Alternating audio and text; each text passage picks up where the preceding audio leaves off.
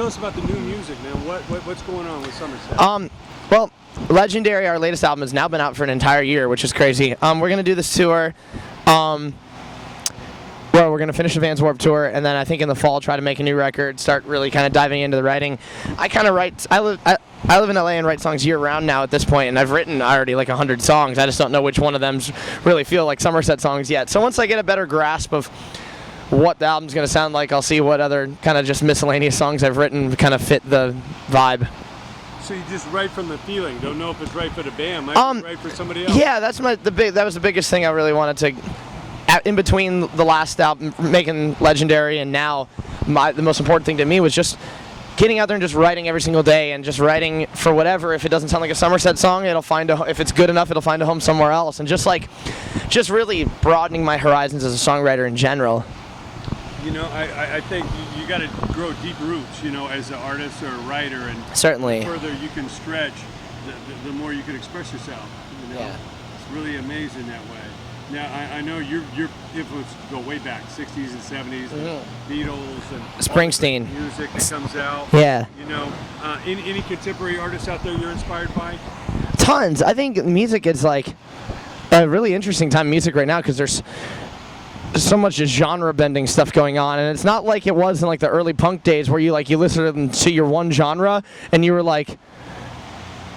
you would listen to your one genre, and if you were kind of went outside of your little mold, you were kind of like exiled essentially. But I think it's cool that people come out to Warped Tour and they'll check out the Beatport stage and they'll listen to the DJs, but they'll come watch my band too, and then they'll probably go to a One Direction concert next week. I don't really know, but it's a lot of cool stuff. I think the 1975, the British. There's a lot of stuff. There's a lot of British bands I really like, from 1975 to Ed Sheeran.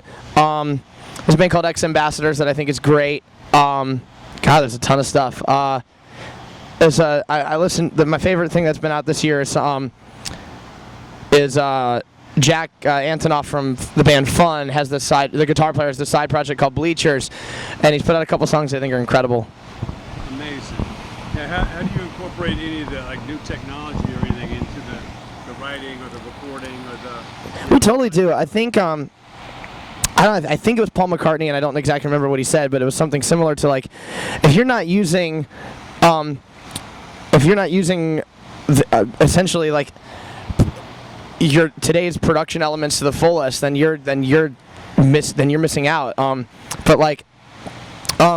last record, Legendary, was, I guess, the most quote-unquote synthetic album we had ever made. A lot of that stuff was just drum samples and drum machines and a lot of electronic stuff, and it was still one of the best responses we've ever gotten because the energy was still there. I love that sort of hybrid between being a rock band but messing around with kind of like that hip-hop element drum-wise and percussion-wise, and I think modern technology has such a play in music right now that if you're not using it, you're kind of losing. Absolutely. You know, you use it rather than let it use you and kind of control. Totally. You know? Totally. Now, after all you've seen, all you've been through, the changes in the industry, what advice do you give to that young band, that young writer? Somebody got stars in their eyes out here in the crowd. They want to be on a stage like you. Social media is your friend. It's the easiest way to get yourself out there. It's the easiest way to get new music out there. Social networking has been huge for us because we're so connected to our fans. As far as being a songwriter, write a song every single day, even if it's terrible. You need to write 10 bad ones just to get one good one, as far as I'm concerned. Or if you're like me, you think every one of them is great, and then a week later you realize, okay, that wasn't very good. But just write every single day. Kind of guess like Nike says, just do it. Yeah, you get better at what you do. Now, what horizons down the road? What can you look out there and see some things that you still want to accomplish? Anything you want to try? Anything in the future? Certainly. I mean, last year we won the Macy's iHeartRadio Rising Star competition, and that opened a lot of new doors for us to just some stuff with the radio, just having songs played on the radio to a small extent, and playing some shows that were a little outside of the Warped Tour world.